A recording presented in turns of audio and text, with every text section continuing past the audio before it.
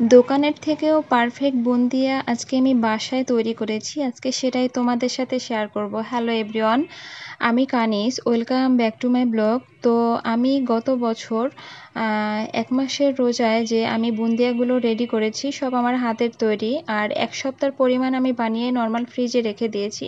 তো 1 সপ্তাহ আমার টেনশন ছিল না বুন্দিয়া রেডি করার। তো আজকেও আমি সেই বুন্দিয়াটা রেডি করেছি 3টা ফুড কালার দিয়ে। তো এখানে আমি আমার পছন্দ মতো 3টা ফুড কালার দিয়েছি। তোমরা যদি ফুড কালার দিতে চাও তাহলে দিতে পারো, আর যদি দিতে না চাও তাহলে স্কিপ করতে পারো। তো বাসায় বুন্দিয়া রেডি করে সেটাকে 1 সপ্তাহের জন্য নর্মাল ফ্রিজে রেখে কিভাবে খেতে হয় আজকে সেটাই তোমাদের সাথে শেয়ার করব। তো এই জন্য হচ্ছে আমি 3টা ফুড কালার দিয়েছি। দেখতেই পাচ্ছ আমার বুন্দিয়াগুলো কতটা সুন্দর হয়েছে। আর আমার এই বুন্দিয়ার রেসিপিটা যদি ফলো করতে চাও তাহলে পুরো ভিডিওটা দেখো, ভিডিওটা স্কিপ করো না। তো এই জন্য হচ্ছে আমি মেজারমেন্ট কাপের 1 কাপ হচ্ছে আমি এখানে বেসন নিব। অবশ্যই বেসনটা ফ্রেশ নেওয়ার চেষ্টা করবে।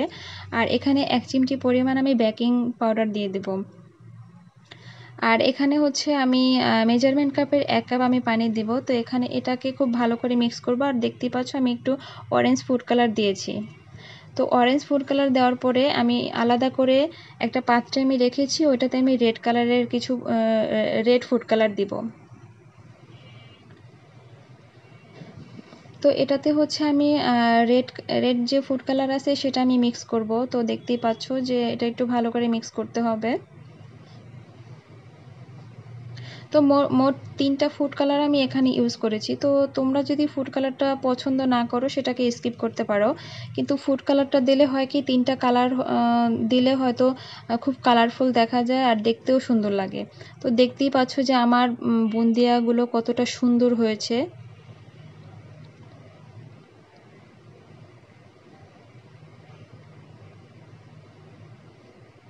তো আমার বুন্দিয়াগুলো যে এতটা ভালো হবে আসলে আমিও চিন্তা করিনি যে এতটা সুন্দর বুন্দিয়া হবে।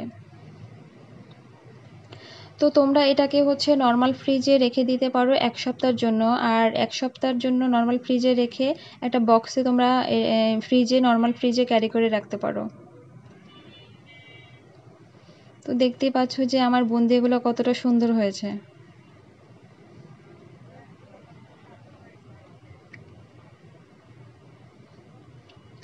তো আমি অলরেডি 2টা কালার আমি এখানে ভেজেছি। এখন আমার লাস্ট যে কালারটা সেটা দেখতেই পাচ্ছ। বুন্দিয়ার যে থিকনেসটা ঠিক এরকম হবে। এর থেকে যদি বেশি পরিমাণ তোমরা পাতলা করে ফেলো তাহলে বেশি পড়ে যাবে। তো এরকম যে গোল গোল রাউন্ড শেপ হয় সেটা আর হবে না। তো দেখতেই পাচ্ছ যে আমার বুন্দিয়া কিন্তু একটার গায়ের সাথে একটা গায়ে লাগছে না। তো আমার ভিডিওটা যদি ভালো লেগে থাকে লাইক কমেন্ট করে শেয়ার